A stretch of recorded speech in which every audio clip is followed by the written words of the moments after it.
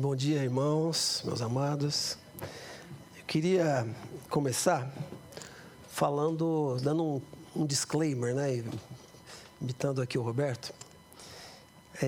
A primeira coisa, eu não sou pastor, né? Então, estar aqui em cima pregando com tantos pastores, né? Sempre é uma responsabilidade grande. Eu sou um professor, né? E eu vou tentar, assim, dentro das minhas limitações, né? Trazer aquilo que Deus tem falado para mim.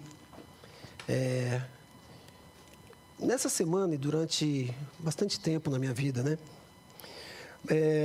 A outra coisa também que eu queria dizer é o seguinte: não fica prestando atenção em mim, né? Eu até cortei o cabelo, né?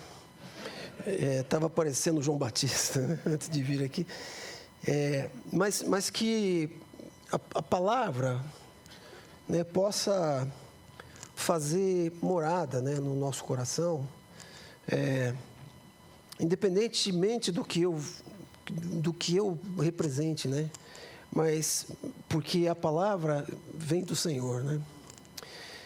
Eu queria que você abrisse aí a sua Bíblia no Evangelho de Lucas, no capítulo 3.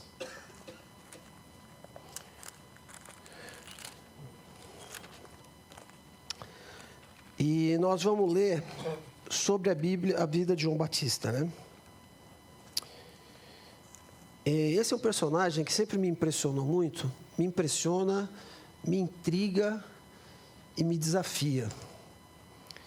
E ao longo do que eu vou falar aqui, vocês vão perceber por que eu estou falando isso, né?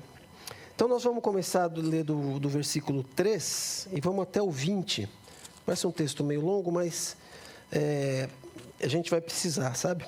Então, me perdoa. Outra coisa que eu também queria pedir, agradecer, né, o pastor Rogério ter confiado a palavra a mim, né? Eu subo aqui com muito temor e tremor, né, para abrir a palavra diante dos irmãos. Então, a palavra fala assim, ó, no 15º ano do reinado de Tibério César, eu estou lendo aqui na século 21, tá?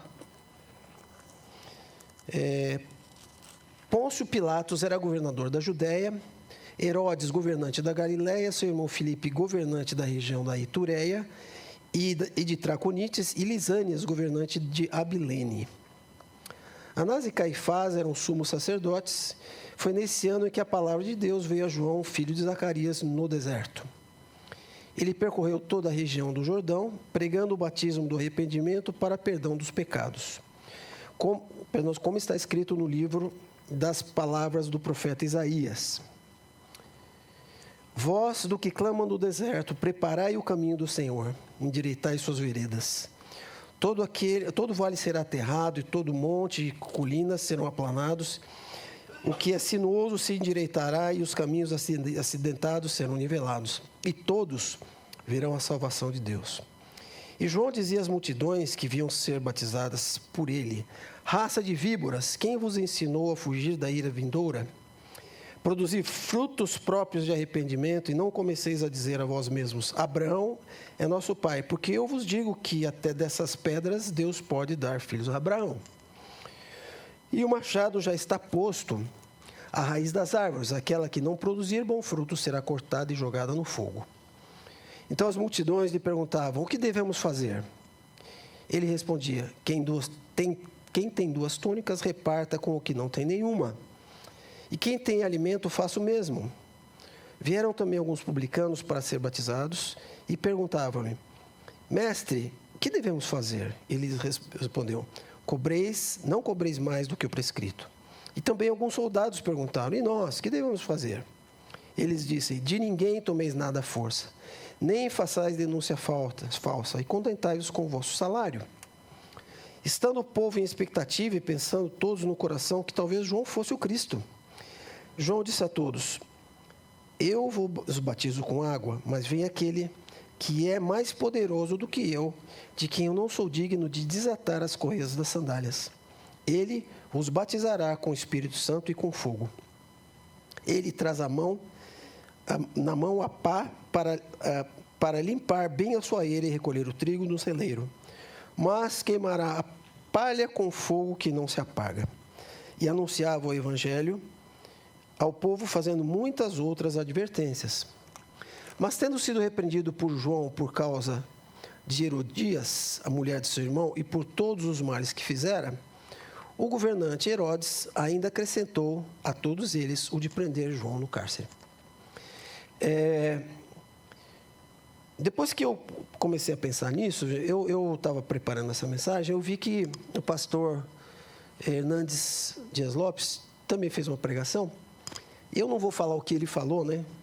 Mas ele fez um contexto histórico que eu acho que é muito interessante, porque ele nos ajuda a compreender exatamente o que estava se passando naquele momento, né? Então, vocês lembram que em 586 a.C., houve a queda de Jerusalém e o povo judeu foi exilado na Babilônia, né? Depois disso, depois do exílio da Babilônia, em 539, o Império Medo-Persa domina a Babilônia. E em 359, o Império Medo-Persa cai pela conquista do Império Grego. Então, Alexandre o Grande, ele toma o mundo antigo com seus exércitos naquela área ali, né? Em 323, o reinado de Alexandre foi muito curto, né? Ele morre e não tem filhos. E esse império, então, que é um império enorme, que vai até nas beiradas da China, né? Ele é dividido por 4 dos seus generais. Então, o general Ptolomeu I Sóter ficou com a parte do Egito. O general Seleuco I Nicator ficou com a Síria até a Mesopotâmia, né, e parte da Pérsia. Cassandro ficou com a Macedônia e a Grécia, já um pouco mais para cima, né, para o lado da Europa. E Lisímaco pegou a Trácia e parte da Ásia Menor, para o lado da Turquia, por ali assim. E Israel fica, ora, sobre o domínio dos sírios, que são os seleucidas, ora sobre o domínio dos egípcios, são os ptolomaicos, né? Aí isso se passaram 100 anos, lá por volta do ano 200 a.C., houve uma revolta contra o governador da época, que se chamava Antíoco Epifânio, que era um seleucida. E ele é um sujeito extremamente violento. E ele profana o templo, sacrificando um porco, né, no altar do templo de Jerusalém. E por causa disso, houve um levante enorme, que é contado na Bíblia Católica, né, pelos Macabeus. Então, Judas Macabeus, filho de Matatias Macabeus, que era o sumo sacerdote em Jerusalém, ele acaba conseguindo, com essa revolta, expulsar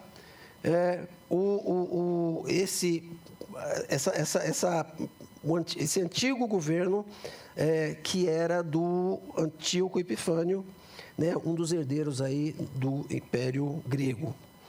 Ele ganha essa guerra e Israel retoma o poder e goza, né, de uma certa tranquilidade durante algum período. Só que lá em 63 a.C., Pompeu, né, do Império Romano, domina esse território. E César, então, nomeia Antípatro, da Idumeia, que é na região ao sul da Judéia, né, como procurador. E o seu filho, Herodes o Grande, né, aquele que mandou matar as crianças, né, quando Jesus nasceu, ele começa a ganhar poder e é nomeado rei por volta do ano 37. E esse Herodes, ele era um grande administrador. E ele fez muitas coisas em Israel. Então, uma coisa que ele fez foi ampliar o templo, embelezou o templo. Tanto que o templo, na época, ficou sendo como uma das grandes maravilhas do mundo, né?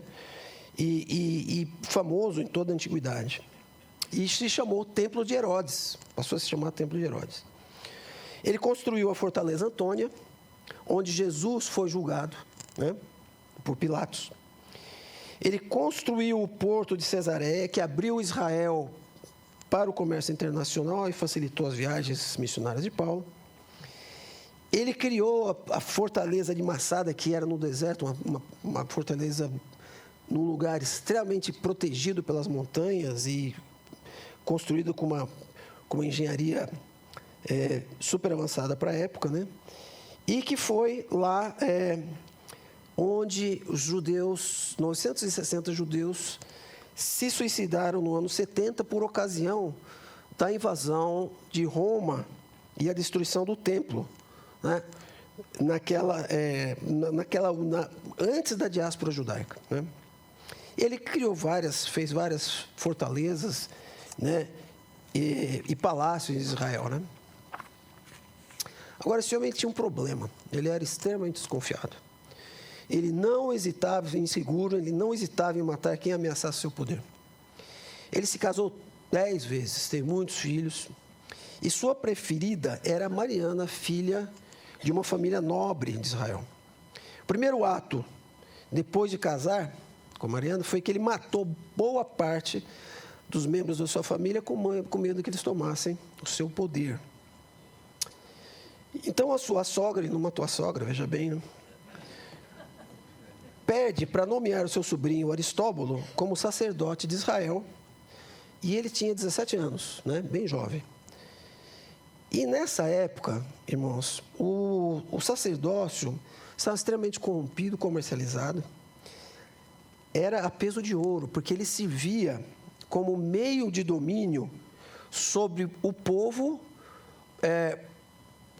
que estava sob o domínio de Roma. Então, o sacerdócio era aliado com Roma para manter o povo sob domínio, né? Só que esse Aristóbulo era muito carismático, então ele começa a despertar a desconfiança de Herodes e Herodes manda matá-lo. Aí a sua sogra, com medo, né, foge para o Egito, e aí esse mesmo Herodes manda assassinos e a trucida lá no Egito, né? Aí César, o negócio começa a ficar tão grande que o César fica informado da sua violência e manda chamar o Herodes para Roma para passar uma descompostura nele, né? E a frase dele, né, de César Augusto: melhor ser filho de um porco do que de Herodes. E, na realidade, o que ele estava querendo dizer é o seguinte: é melhor ser porco de Herodes do que seu filho.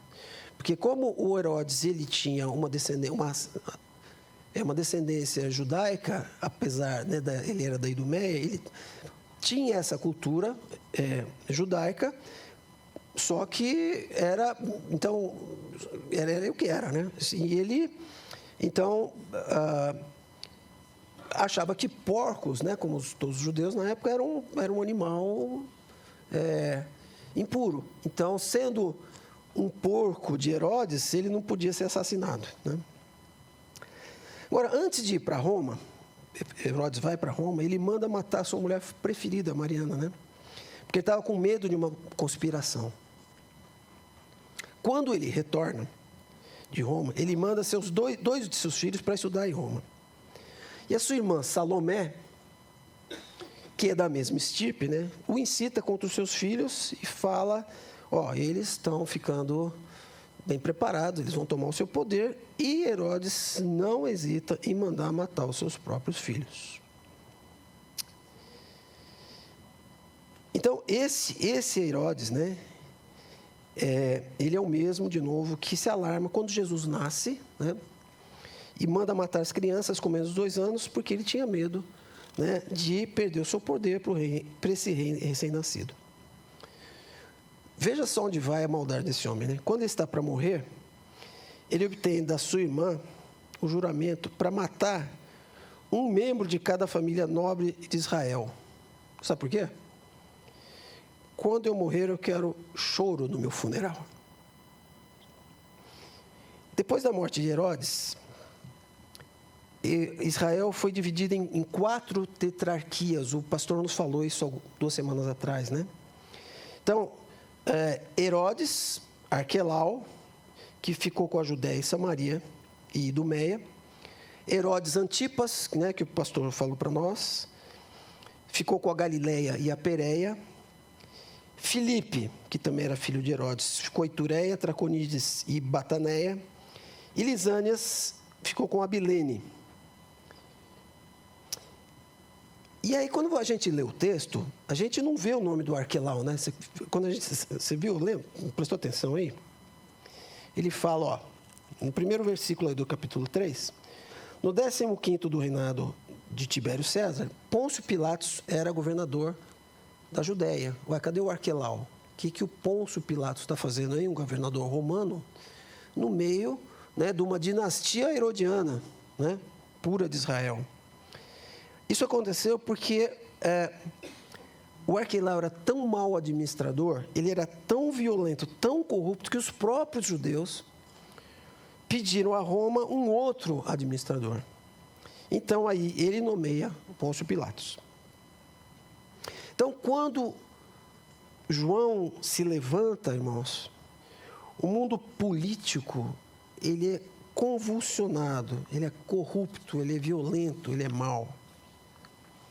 E nessa época, os sumos sacerdotes, aqueles que julgaram Jesus, eram Anás e Caifás. Anás era o sogro, Caifás era o genro. Eles eram saduceus e eram aliados a Roma por dinheiro, né? E que transformaram o templo num covil de ladrões. Palavras de Jesus, lembra disso, né? Quando ele expulsa, né, os mercadores de dentro do templo, vocês transformaram a casa do meu pai num covil de ladrões. Então a situação é a pior possível. E a gente vai ver aqui, irmãos, que em situações de crise Deus intervém, né? Levanta pessoas. E o nascimento de João é um milagre. Ele está lá descrito no primeiro capítulo de Lucas, do versos 5 até o 25. E a gente vê que a situação, né, em que ele nasce, o lar que ele nasce, é um lar bastante interessante, né? Zacarias, ele era sacerdote, Isabel, sua esposa. Os dois eram bem idosos, a esposa não tinha filhos, né? E o que é interessante é que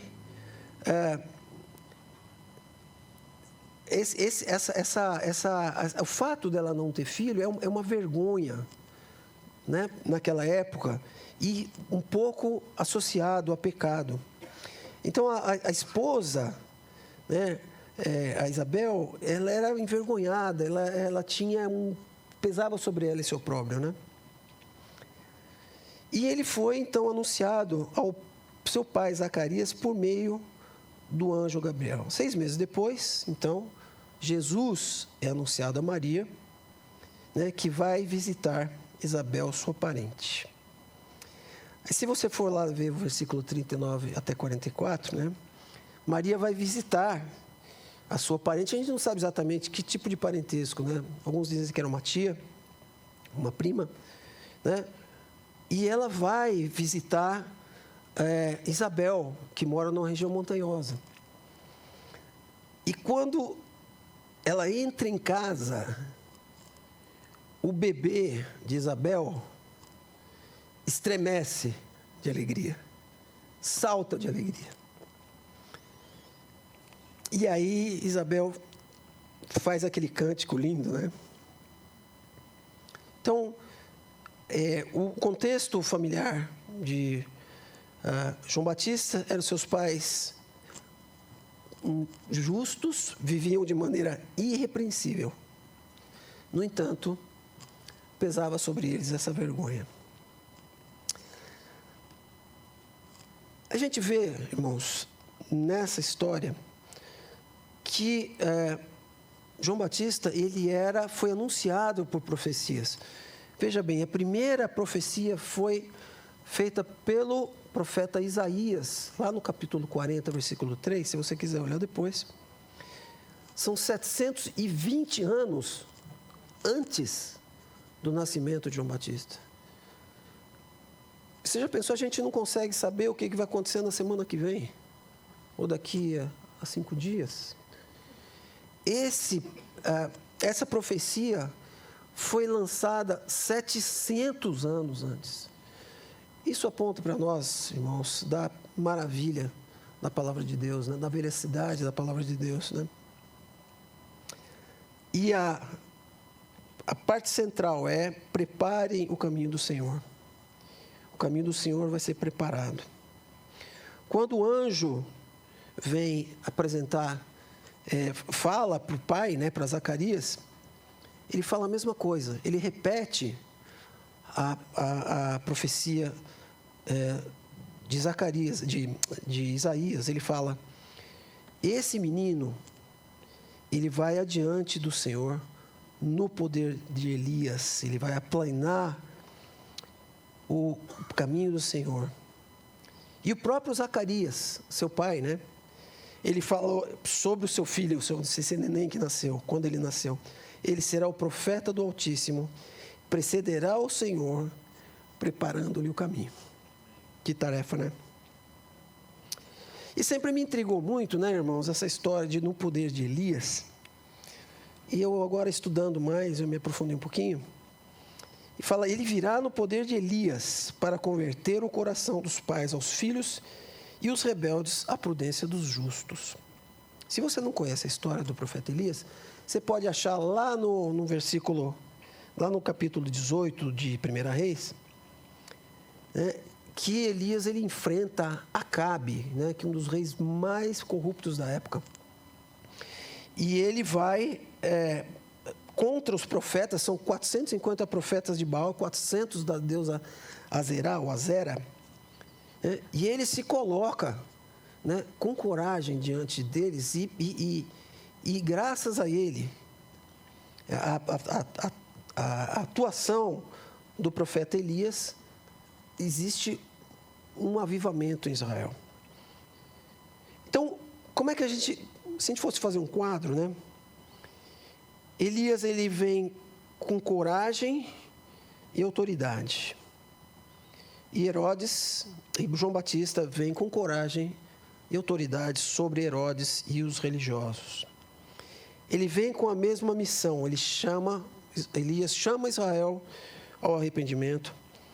E João Batista prega o arrependimento, anunciando Jesus. Ele restaura a fé em Deus em tempos de apostasia. E João Batista, ele prepara o povo para receber o Messias. E Jesus confirma esse paralelo. Ele fala: os profetas, lá no Evangelho de Mateus, os profetas e a lei profetizaram até João Batista. Ele é o Elias que havia de vir. E depois, no capítulo 17, né, os discípulos perguntam: por que os escribas diziam que era necessário que Elias viesse primeiro? E Jesus responde: Elias já veio. Então eles entenderam que era João Batista. Interessante aqui, irmãos, que nada se fala sobre a infância e adolescência de João Batista. É interessante, né? E a gente só sabe dele depois, quando ele aparece pregando no deserto. Então, a gente pode inferir, né, que o que foi registrado é o que o Espírito Santo queria que fosse, né? E o João Batista era um cara muito esquisito. Ele se vestia de uma maneira esquisita, ele morava num lugar esquisito, e ele se alimentava de uma maneira esquisita, né? Então, ele se vestia com pelo de camelo, morava no deserto, né?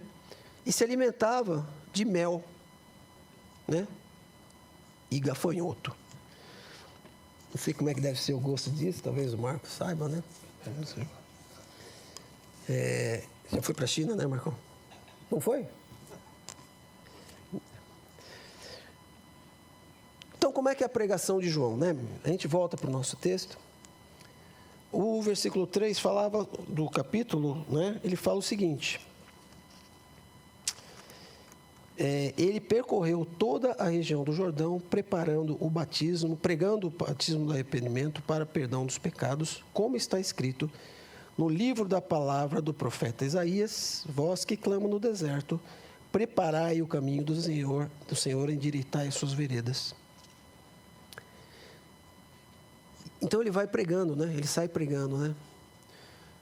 E o pastor tem falado isso para nós, né? Fala, quando nós estamos aqui, nós estamos celebrando, não é? Estamos celebrando. Como é que é você lá na sua empresa, né? Como é que é você lá na sua escola? Como é que é você lá no comércio onde você trabalha? Ele sai andando, né? E como é que Jesus faz? Não é a mesma coisa? Ele sai andando pelas regiões da Judéia, da Galiléia, ele sai pregando. E ele percorria as regiões pregando arrependimento para a remissão dos pecados. E uma das coisas também, viu, irmãos, eu tenho, assim, que admitir que isso é um problema meu. A gente tem muita tendência de pregar um evangelho meio açucarado, né? Ele fala aqui, João Batista fala, ele fala, vocês precisam de arrependimento, né? Imagina você falando para o seu colega, você está em pecado, cara. Sua vida, você precisa de salvação, né? E a gente quer oferecer a salvação sem arrependimento, não é? Muitas vezes não é muito mais fácil. Você fala, olha, Jesus tem paz, Jesus tem amor, Jesus tem salvação. Né? É muito mais fácil falar isso do que falar, você vai ser condenado, o mundo está condenado. A gente não fala isso, né? Eu não falo, né? E aí ele fala assim, para a multidão, né? Raça de víboras. Fala, pô, mas será que ele está falando isso para todo mundo? Tem um monte de gente lá. E aí, em Mateus, ele explica isso. É porque no meio da multidão havia fariseus e saduceus que era a casta mais corrupta da época. Então ele está falando isso para essas pessoas. Ele fala assim, ó, produzam frutos dignos de arrependimento. Vocês precisam produzir frutos que mostram que vocês se arrependeram. E ele fala, não digam, temos por pai Abraão. Irmãos, uma coisa que Deus não reconhece é genealogia como direito à salvação. Embora seja muito interessante, muito gostoso, muito prazeroso vir à igreja, você precisa ter um momento em que você vai se encontrar com Deus e entregar a sua vida. Ele fala, ó, dessas pedras, Deus pode suscitar, levantar filhos de Abraão. Então, isso aí, essa conversa não vale. Como é que é a sua vida com Jesus? Como é que é a sua vida em relação ao seu pecado? E aí ele diz mais, a árvore que não produzir bom fruto será cortada e lançada no fogo. Duro, né? Duro falar isso, duro ouvir. E o que é interessante é que a pregação de João Batista ela é tão convincente que as multidões falam assim, então o que a gente tem que fazer? O que faremos? E aí ele fala, ele tem 3 públicos aqui. Para as multidões ele fala, quem tem uma túnica, reparta com quem não tem nenhuma. Ele não está falando assim, com quem tem 10, dá uma. Ele fala, quem tem uma, quem tem 2, dá a segunda. Ou seja, tem custo, né? Quem tem comida, faça a mesma coisa. Reparta o que você tem. Isso vai mostrar que você ama, né, o seu mestre, vai mostrar que a sua vida, né, tem indícios de que você é diferente. E para os publicanos são um caso à parte, né? Porque eles eram cobradores de impostos diretamente ligados a Roma. Eles eram comissionados por Roma. Então, Roma mandava, falava, vocês vão cobrar tanto. Só que eles faziam o seguinte, era 10, eles falaram que era 15. Era 20, então vou cobrar 50, e embolsava, né? Então, para essas pessoas, os publicanos perguntam, o que a gente vai fazer? Fala, não cobre mais do que o prescrito, né? Essas pessoas extremamente contaminadas por corrupção, extorsão, E os soldados, e nós, os soldados, o que a gente vai fazer? O soldado é força policial, né? Que pode agir com prepotência, né? Que pode agir com denúncia falsa. Falou, ele não está pagando, né? Vamos botar o cara na cadeia. E por que você não deve fazer isso? Porque se você se contentar com o seu salário, que é a última coisa, você não precisa fazer isso. Se você ficar contente com o que você está recebendo, você não vai ficar tentado a abusar do poder. Que é, em última instância, o que ele está falando. E olha aqui que engraçado, irmãos, que interessante.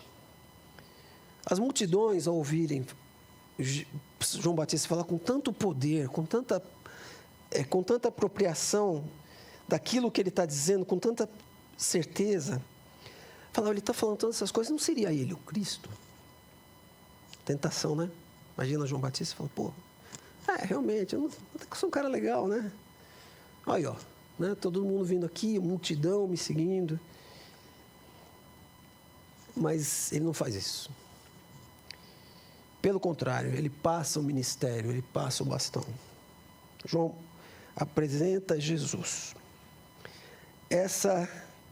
O versículo 16 do capítulo 3, toda vez que eu leio isso, eu me emociono, irmãos. Ele fala assim, eu não sou digno de ajoelhado desatar as correias das suas sandálias.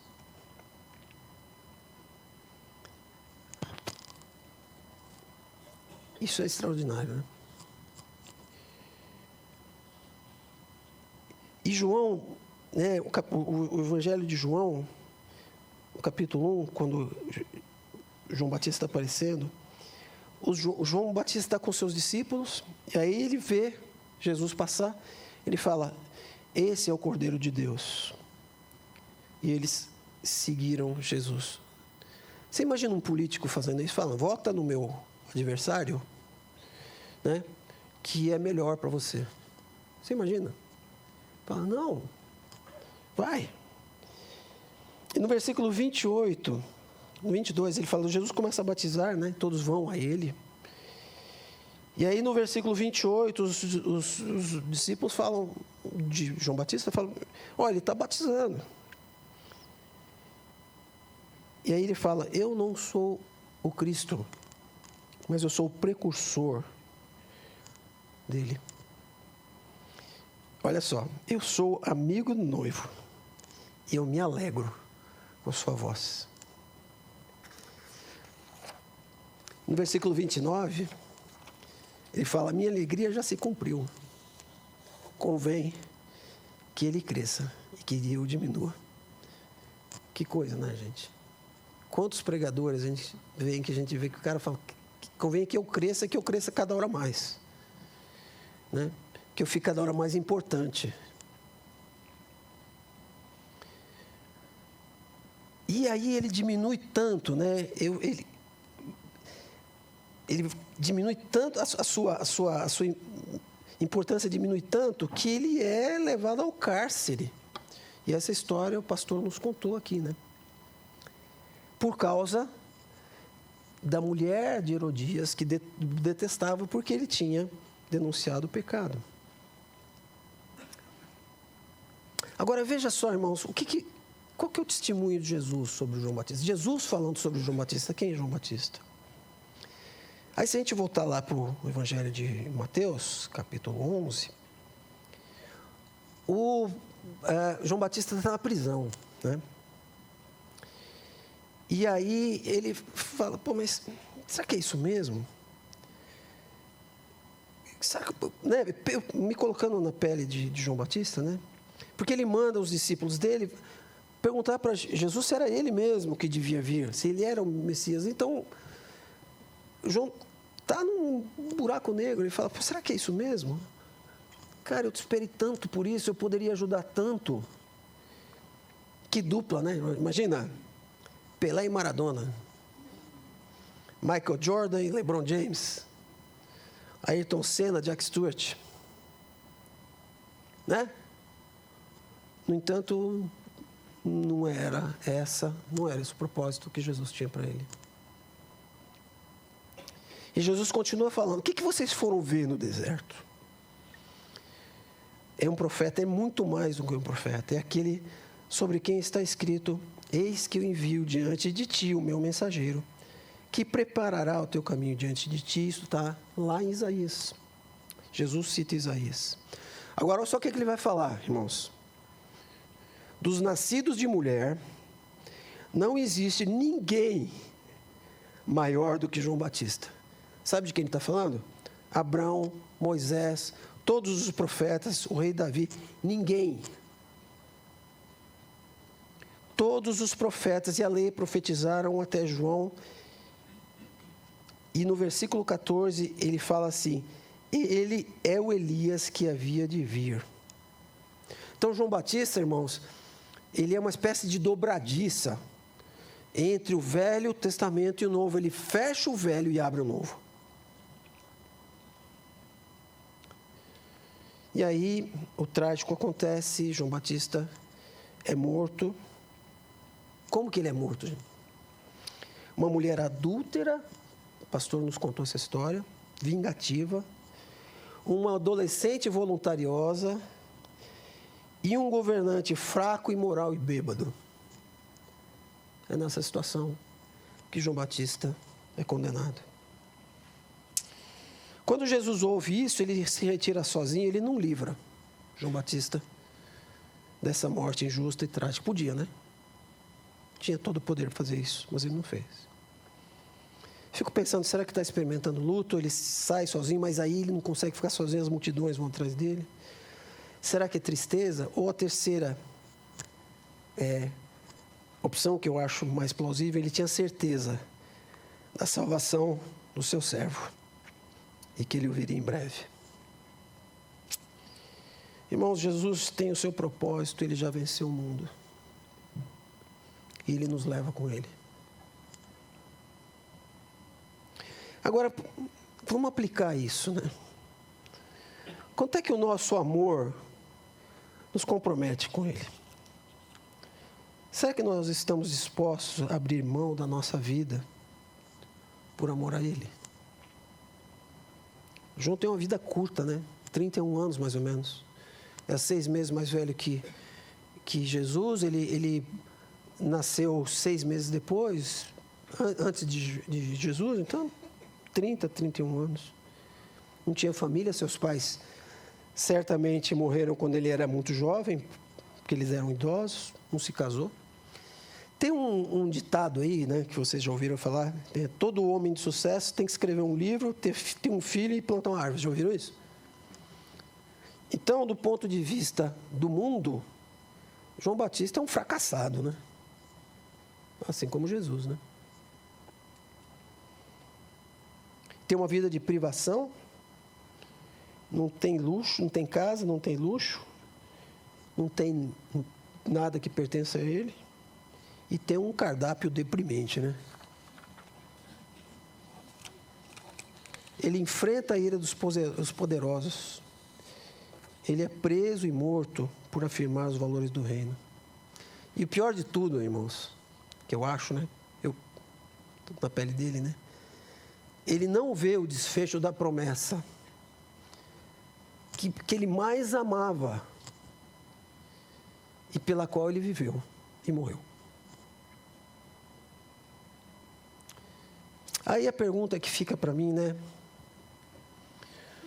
Qual que é o testemunho de Jesus sobre a minha vida? Se ele fosse falar para alguém sobre mim, sabe o que ele ia falar? Ó, esse meu servo, ele está abrindo caminho para mim. Ele está planando o meu caminho lá na UEL. Ele está planando o meu caminho lá no Banco do Brasil. Ele está planando o meu caminho na minha empresa de silos. Ele está planando lá na minha empresa de engenharia, né? No meu coral. Ele está levando, né, a minha palavra.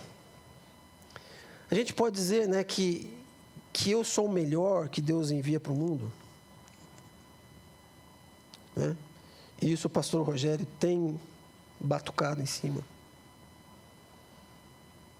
Eu queria contar uma história para vocês, irmãos, é rapidinho, viu? Eu sei que estou um pouco atrasado, mas eu acho que vale a pena. Eu estava num momento de férias, assim, a escola estava... Só tinha eu no prédio. Eu estava assim... Eu estava escrevendo um projeto para mandar para o CNPq, que era um negócio importante. Tinha que falar com equipes de outras universidades, tinha que ficar telefonando, tinha que escrever um texto. E eu estava lá sozinho, chega um colega, o Fausto, professor, amigo, mais velho do que eu, com quem eu dava aula, inclusive. E ele chegou lá, só tinha nós dois lá, entrou na minha sala. E aí ele... Assim, sabe quando você vê que a pessoa quer conversar?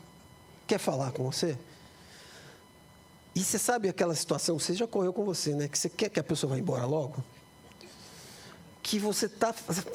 Cara, não quero conversar com esse cara, então não dei trela para o Fausto.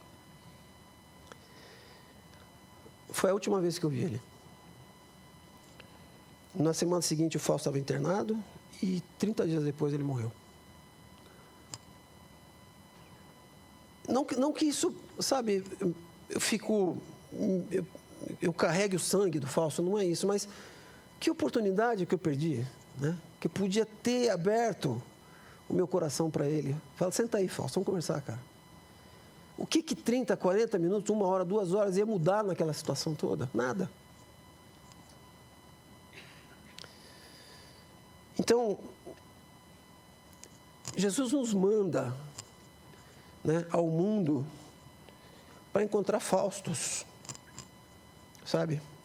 Encontrar Marias, encontrar Mários, encontrar pessoas que estão precisando de Jesus. Será que nós somos entusiastas, irmão, aos pontos de a gente saltar de alegria, como o bebê João Batista, quando a gente pensa em Jesus e na sua obra, de estarmos ao seu lado? Tem uma palavra muito dura no Apocalipse sobre a igreja de Éfeso. Vocês já leram isso? A primeira igreja, quando Jesus começa a mandar as cartas à igreja, fala isso para essa igreja aqui, e começa com Éfeso. Aí ele fala assim, ó: eu sei das tuas obras, eu sei o quanto você trabalhou por mim, eu sei o seu sofrimento, eu sei, mas eu tenho um negócio contra você, sabe o que é? Você perdeu o seu primeiro amor. Eu acho que muitas vezes, né, eu vejo na minha própria vida, que às vezes a gente começa a fazer as coisas por obrigação, sabe? Porque a gente sempre fez, por hábito, né? Mas Jesus, Ele mesmo está falando, você precisa me amar. Você precisa ter o seu amor, precisa ser a sua motivação por mim. Será que a gente está pronto a dar o primeiro lugar a Jesus?